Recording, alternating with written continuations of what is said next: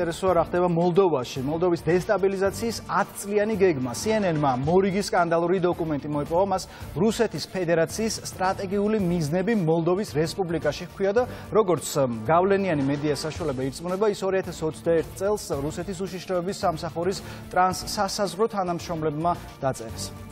დოკუმენტი იყოფა ორ ნაწილად და გრძელ და მოკლევადიან მიზნებს მოიცავს. შორს მიმავალ გეგმებს შორის არის მოლდოვის პოლიტიკურ და ეკონომიკურ ელიტებში სტაბილური პრორუსული გავლენის ჯგუფების შექმნა და ნატოს მიმართ ნეგატიური დამოკიდებულების ჩამოყალიბება. რა წერია ამ დოკუმენტში, რომელიც CNN-მა მოიპოვა, ამას გვეტყვის ნათია ჩეხერია, ის უერთდება კურიერი PS-ის სტუდიას. ნათია, საღამომშვიდობის. საღამომშვიდობისა, ნათია. როგორც CNN-ი წერს, საიდუმლო გეგმაში ასახულია მოლდოვის დესტაბილიზაციის დეტალური ვარიანტები. საინტერესოა, როგორია გეგმები კრემლის. რუსეთის ფედერაციის სტრატეგიული მიზნები მოლდოვის რესპუბლიკაში, ასე ქვია FSB-ს შექმნილ იმ საიდუმლო დოკუმენტს, რომელიც CNN-მა მოიპოვა. რუსეთის უშიშროების ფედერალურმა სამსახურმა დოკუმენტი 2 წლის წინ 2021 წელს შეადგინა და მასში გაწერა 10 წლიანი სამოქმედო გეგმა.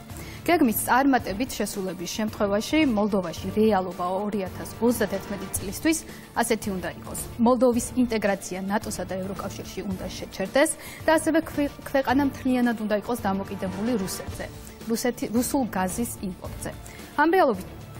ამ რეალობის მისაღწევად სტრატეგიულ გეგმაში კონკრეტული ნაბიჯებია გაწერილი, თუ როგორ უნდა მოხდეს ქვეყანაში პრორუსული დაჯგუფების მხარდაჭერა, ასევე როგორ უნდა გამოიყენონ ეკლესია პროდასავლური მთავრობის წინააღმდეგ და ასევე გაწერილია გზები, თუ როგორ უნდა გამოიყენონ რუსული გაზის მიწოდების შეწყვეტის მუქარა მოლდოვის მთავრობის წინააღმდეგ და ასე შემდეგ. ერთ-ერთი ყველაზე მნიშვნელოვანი პუნქტი, რომელიც გაწერილია დოკუმენტში, არის მოლდოვის სეპარატისტული რეგიონის დნესტრისპირეთის შესახებ. კრემლის ამოცანაა ხელი შეუშალოს კიშინოვს სეპარატისტულ დნესტრისპირეთზე გავლენის მოპოვებაში.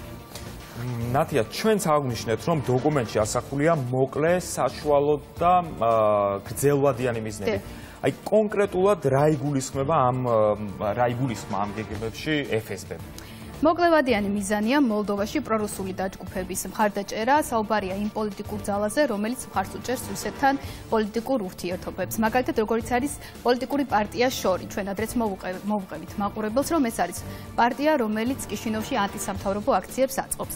ასევე მიზანია იმ ჯგუფების ჩამოშორება, რომლებსაც სურთ, რომ დნესტრისპირეთიდან გაიყვანონ რუსეთის ჯარები. რაც შეეხება საშუალოვადიან მიზანს, ეს არის მოლდოვასა და ნატოს შორის თანამშრომლობის ჩაშლა და გრძელვადიან მიზნებს შორის შედის მოლდოვის პოლიტიკურ და ეკონომიკურ ელიტებში პრორუსული ჯგუფების შექმნა, ასევე ნატოს მიმართ ნეგატიური დამოკიდებულების ჩამოყალიბება საზოგადოებაში.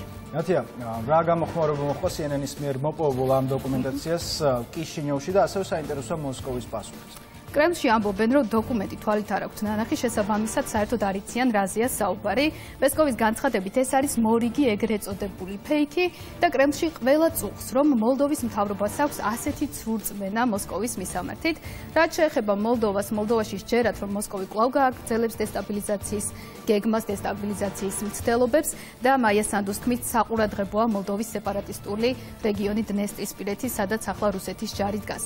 მიუხედავად ყველა ამ პოლიტიკური გამოწვევისა, პრეზიდენტი არწმუნებს თავის მოქალაქეებს, თავის ხალხს, რომ მოლდოვა კიშინოვის შეძლებს ამ გამოწვევების დაძლევას და ის ერთ დღეს აუცილებლად გახდება ევროპული ოჯახის წევრი.